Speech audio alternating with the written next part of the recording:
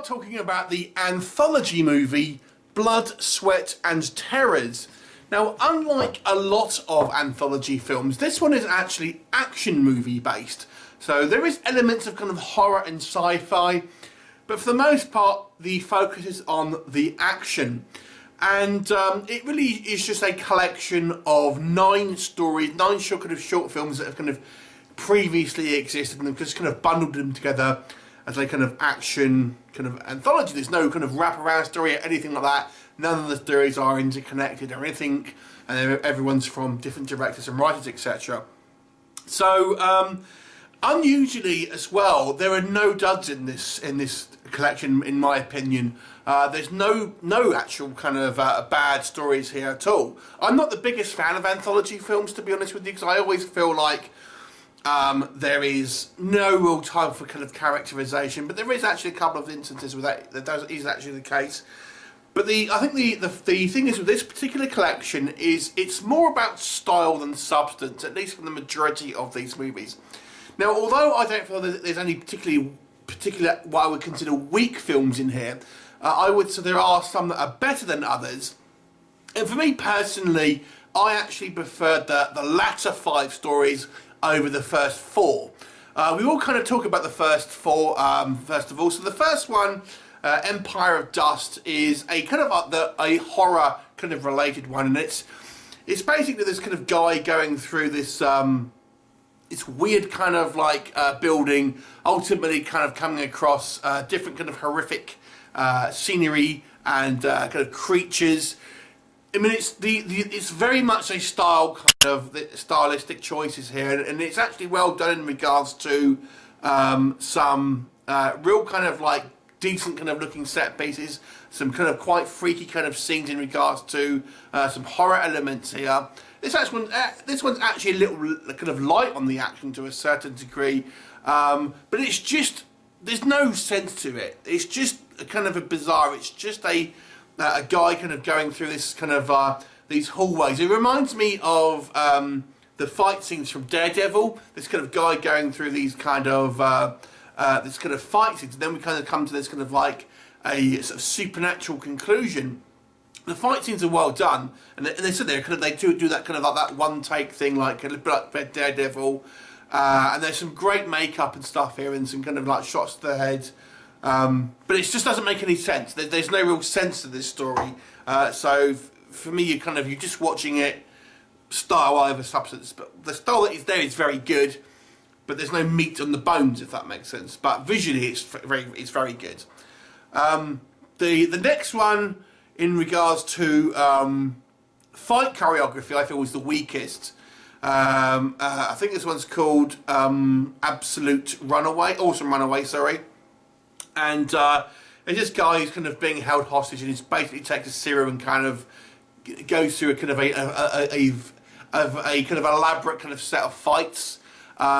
I felt the fight scenes here, the fight choreography was the weakest. You can kind of see some of the kind of the action kind of not connecting, if that makes sense. There are some kind of good elements to it, and there are some kind of quite some imaginative kills and stuff. There's a little twist in this one, but for me, this one had the weakest choreography in regards to kind of some of the fighting. But it still is, still entertaining, still kind of good. But again, there's no characterization in this one. It's just kind of like a very 30 seconds of setup, and then off to the kind of the race as you go. But the fight scenes were a little weak, if you ask me. The third one, Jacob's Wrath, I feel is very kind of well made. And this is kind of almost as like Turbo Kid, it reminded me a little bit of, but with an old man rather than a kind of a kid, and using lacrosse bats rather than BMXs.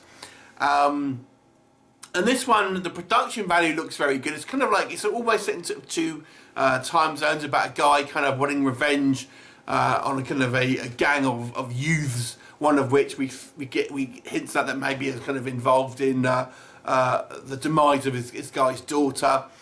And it's very well shot, but I just feel it is a little bit too artistic for our being artistic's sake, if that makes sense to a degree. Like I said, I feel some people will really like this segment, but I just thought the narrative flow was kind of a little bit off with this one, because it's kind of flitting between these kind of two time zones, and it's kind of hard to make out what the story is. And it's also a little bit kind of hard to believe we have this older gentleman who is being, you know, this kind of physical with obviously guys a lot younger than him. The next one is an action comedy, and the joke is funny, but this is definitely the weakest in regards to the actual budgetary constraints and action and stuff. It's about these two female soldiers that are basically bickering about sanitary towels and who's like used the last one, whilst kind of fending off a group of soldiers. It's the joke is funny, but it's just one joke, and maybe the acting here is the weakest. And like I said, this is definitely you can tell this is the lowest budget, and you know it kind of suffers a little bit from, again, some kind of like poorer acting, and there's no real kind of finesse in regards to the kind of the fight scenes here. So the next ones I felt were a lot stronger, starting with Express Delivery. And this is essentially, we have some type of kind of hitman type guy who's got a prisoner in his boot of his car, and they kind of have a talk, and they end up getting in a big old fight ultimately. There's a little bit of a twisted ending in this one, but this is definitely the best fight scene. It's basically an extended fight scene between this kind of like kind of Agent 47 kind of hitman style guy and this kind of long haired dude.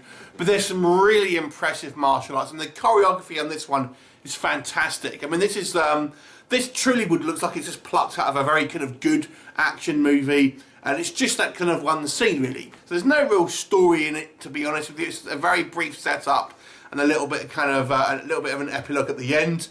But the actual fight scene here is absolutely incredible, and it's by probably the longest fight scene as well. The next one we'll talk about is Turncoats, and this one actually had a recognisable star, Ed Spielers, who you may know from the movie Howl. This one was made in 2013, this particular short one, and ultimately we have two cops sort of enter this kind of what we saw, some type of criminal's house, and they're trying to look for something, and it's kind of like escalating kind of tensions between these kind of three men, these two of, we assume, dirty coppers and this kind of criminal, and ultimately kind of loyalties are kind of tested and things like that. Not really so much this is more of a drama than an action. There's a bit of gunplay here, but it's not like a martial arts film or action. But I thought the actual, because you do feel like you got a bit of a kind of a mini story with this one. So I thought as a story it kind of worked a little better than some of the others, and the acting here is pretty good, and I enjoyed it, and it almost has like a bit of an arc, so to speak. So I thought this one was pretty good in regards to a story that makes a kind of a little bit of a change from the previous one, which was a kind of just a visceral action kind of with just one long fight scene. Get Some is probably the most ambitious out of the films, and this one has John Hannah in it, who you may know from the Mummy movies. He was in the Brendan Fraser Mummy movies. He was also in the Spartacus TV show, and it's got another guy who I recognise as well, but name escapes me. And this is actually a kind of a zombie one, and it's just a longer one, and we kind of have a bit of exposition where it's 2019, funnily enough, in this film, and the world's had some type of plague, and ultimately they're not like the rage viruses from 28 Days Later, this kind of thing. So they're kind of been locked out of the majority of cities, and then we have this one guy who's there's like a game show and goes and kind of hunts them down for kind of views and stuff like that. And he's with a sort of a small crew, and this time he's brought John Hannah out with him, who's like a scientist who thinks these outsiders, they call them, could be kind of rehabilitated and stuff.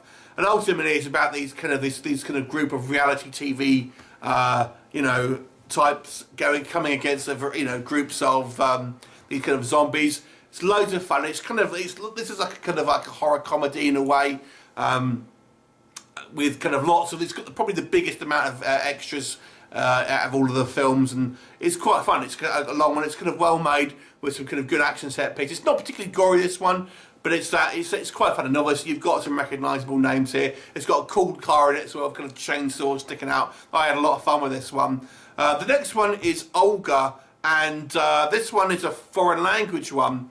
It's a very relatively kind of simple one, and it's about this girl who's getting revenge on some gangsters, but it's very well shot. And this one's taken very seriously, and it's kind of quite tragic to a certain degree, but it's again visceral kind of fight scenes, and it will kind of remind you of Leon, that type of thing. And it's really well done. I enjoyed this one a lot.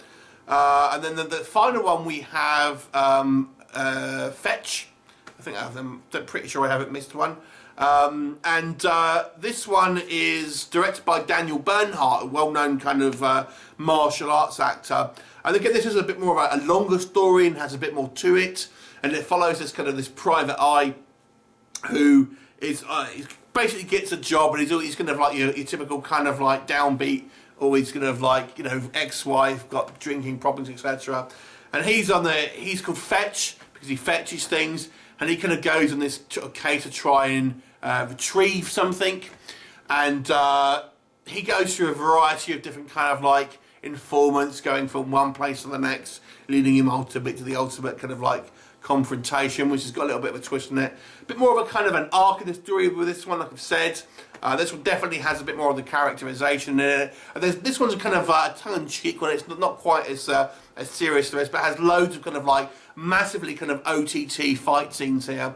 That's a lot of fun, and there's kind of like loads of body count here. There's a really cool fight scene at the end with the final person. I won't say who it is, who he ends up kind of fighting. I thought it was a really kind of a good one. So I enjoyed this one a lot.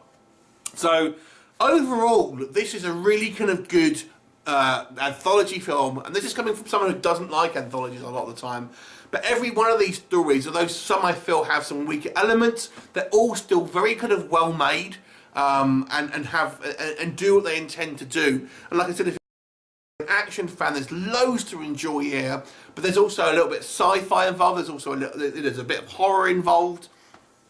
It's kind of quite violent, obviously. Yeah, and no real, what I would say, clunkers. Just a few ones that I don't feel were quite as strong. But overall, this is one of the best anthology films I think I've ever seen, to be quite honest with you. So yeah, I would definitely recommend this one. Actually, it's a lot of fun. And if you're kind of a B-movie fan, if you like kind of these schlocky action films, then definitely check this one out. I'm gonna give this one an 8 out of 10. I feel this is a real strong little anthology here, and anyone involved in the kind of these kind of short films, I feel definitely has some talent here to go on to do bigger and better things. I mean, like some of these films are a little older now, so they may well have done, but yeah, I enjoyed this one a lot. Go check it out. It's got my recommendation. 8 out of 10. Have you seen it? What did you think of it? Leave me a comment and I'll look forward to seeing you next time. Bye for now.